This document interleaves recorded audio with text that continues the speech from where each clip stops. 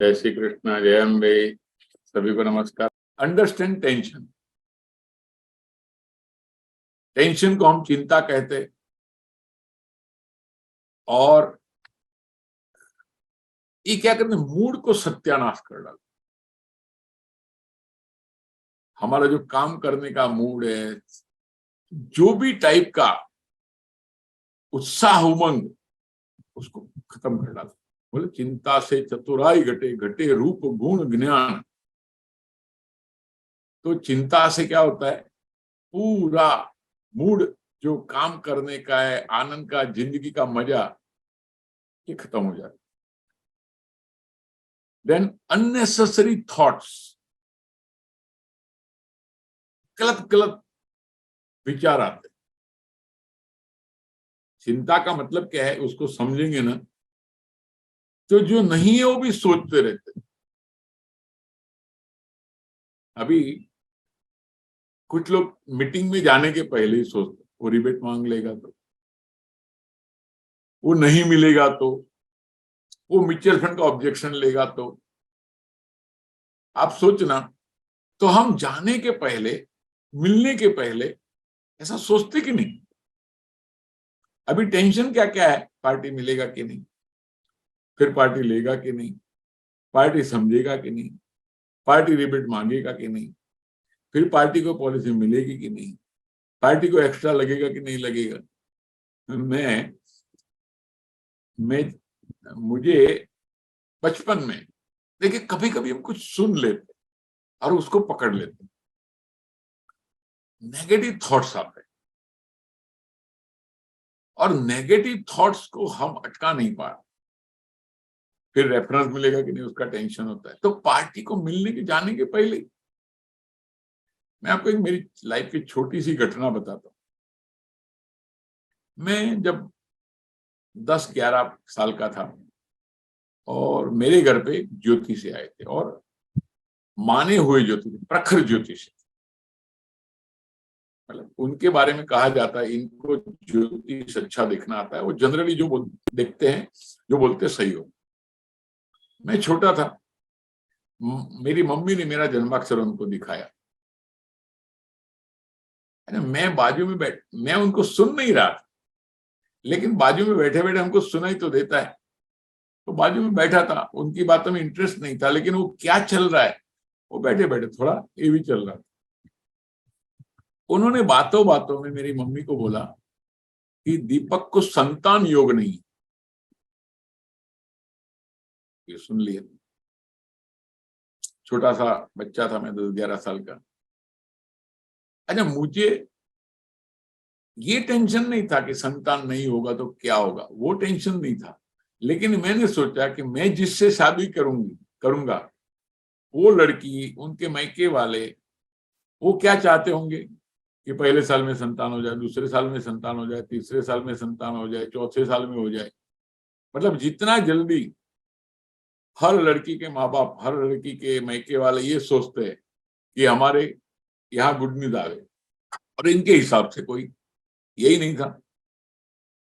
देखो मैंने कैसे उसको हैंडल किया।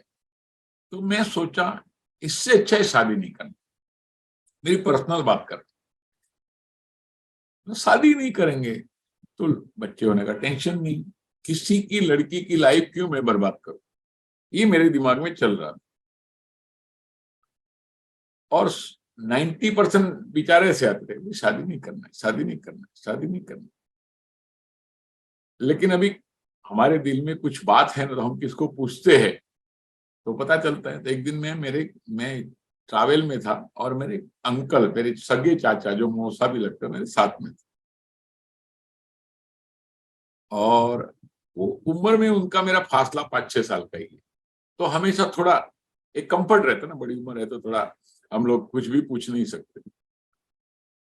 तो मैंने उनको पूछा, काका फला फला, वो भी जानते उनको, वो हमारे फूफा लगते थे जिन्होंने ज्योतिषी, बोला फला फला फूफा ने ऐसा मेरा जन्माक्षर देख के बोला है कि दीपक को संतान योग नहीं है।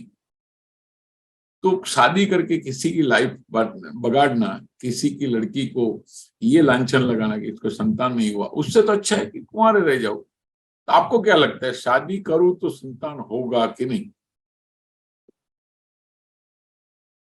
देखो कितना बड़ा टेंशन। और वो बचपन का टेंशन था, तो 10-11 साल में सुना था, तो ये चल रहा था 16-17 साल तक। मैंने चाचा को पूछ लिया, चाचा ने एक ही जवाब दिया, दीपक संतान होगा कि नहीं होगा ये तो शादी करने के बाद ही पता चले। बात तो सही, शादी करने के बाद या तो संतान होगा या तो संतान नहीं होगा। और मुझे एक उनका पॉइंट अच्छा लगा, मतलब जो होगा देखा जाएगा, शादी करो। अच्छा, इनिशियली क्या हुआ, 2-3 साल हुआ नहीं, तो मुझे भी लगा यार शायद वो सच होंगे, लेकिन भगवान की मेहरबानी से 7वें साल हमारे घर पे संतान आए, लड़का हुआ। अगर मैं ऐसा सोचता था कि उनकी बात ज्योतिषी ने बोला है ऐसा होगा वैसा होगा, तो मैं शादी नहीं करता था, संतान ही नहीं होता था, संसार आगे नहीं बढ़ता था। तो एक चीज हमने कभी किसको सुन ली, एक चीज हमको कहीं से पता चली, हमारी पूरी जिंदगी बदली हो जाती। हम ये बाजू सोचने का ये बाजू सोच लेते, सक्सेस होने का सोच रहे, फेलियर होने का सोच लेते, ये लाइफ के बारे में भी है। तो मतलब मैं अभी का जो सेशन है, मैं सोचा कि ऐसा ले लो, लाइफ के ऊपर ले लो जिसको डायरेक्ट रिलेशन सक्सेस के साथ भी होना चाहिए, प्रोडक्टिविटी के साथ भी होना चाहिए, एमडीआरटी सीओटी टीओटी के साथ भी होना चाहिए। मैं सच बोलता हूं, जितने लोग एमडीआरटी नहीं हो रहे, कहीं ना कहीं हेवी टेंशन है। जितने लोग एमडीआरटी हो रहे, अगर इनको ये पता चल जाए तो सीओटी टीओटी हो सकता, क्योंकि बात तो वही है। उनको अगर वो 80% प्रॉब्लम है तो इनको 50% प्रॉब्लम है, किसको 40% प्रॉब्लम है, किसको 30% प्रॉब्लम है, किसको 20% प्रॉब्लम है, लेकिन कहीं ना कहीं टेंशन तो हर एक को आता है।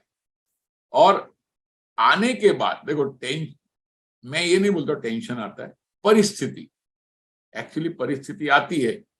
वो परिस्थिति में कुछ लोग, चलो मैं आपको एक चीज बता दूं। अब मैं कहीं गया था सेमिनार में, और किसी ने मुझे सवाल पूछा कि दीपक, या नासिक ही था, नासिक में एक एजेंट ने मुझे पूछा कि सर ये पोर्टेबिलिटी आया है, मतलब पार्टी एजेंट बदली कर सकता है, आपको क्या लगता है ऐसा रूल आएगा क्या? ये तो अभी प्रस्ताव है, लेकिन ऐसा रूल आएगा क्या? और 90% एजेंट टेंशन में। मैंने उसको ये बात बताया, नासिक के पार्टिसिपेंट को, तो ऐसा क्यों सोच रहा है? देखो अभी आज के how to convert tension into luck, tension को तकदीर में कैसे करने का। देखिए एक बात है, आज की तारीख में मैंने उसको एक स्टैटिस्टिक बताया, आज की तारीख में 40% पॉलिसी लैप्सेशन।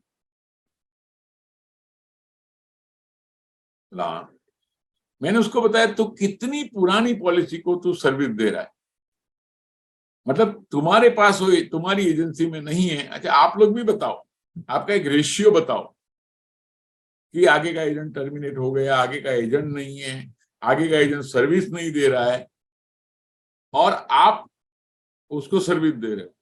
अभी ये बताओ अपना पॉलिसी कितना और बाहर का पॉलिसी कितना है, रेशियो क्या है?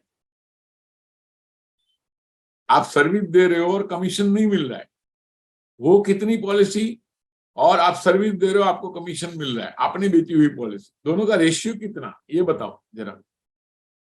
और जनरली मैंने देखा है कि हमारी 40% होती है, हम जो सर्विस दे रहे 60% होता है, हमारी 30% हम जो सर्विस दे रहे हो 70% होती है। मैंने उसको बोला तू सोच, अगर आज ये ऐसा नियम आ जाए और ऑफिशियली तू जिसको सर्विस दे रहा उसका कमीशन अगर तेरे को मिलना शुरू हो जाए तो कैसा? एजेंट नहीं है, एजेंट टर्मिनेट हो गया है, एजेंट भाग गया है, सर्विस ही नहीं दे रहा है, आप सर्विस दे रहे हो, आपको इसको कमीशन मिलना शुरू हो जाए तो कैसा, जरा बताओ। देखिए, अभी मैंने एक छोटा सा एग्जांपल बताया, ठीक, ये टेंशन था, ये बाजू लक है, ऑब्वियस है ना, उसके लिए हम प्रोफेशनल बनेंगे। अच्छा, सोचो हम प्रोफेशनल बने तो हमारी पॉलिसी कौन लेके जाएगा? कोई भी लेके नहीं जाएगा। सी, पार्टी कभी एजेंट बदलेगी इन जनरल, देखो 1% 2% में तो कुछ भी हो सकता है, पार्टी कभी पॉलिसी एजेंट बदलेगी जब आपकी ओर से उसको रिस्पांस नहीं मिल रहा है, आपकी सर्विस से नाखुश है, नाराज है, तब ये बदली करेगी।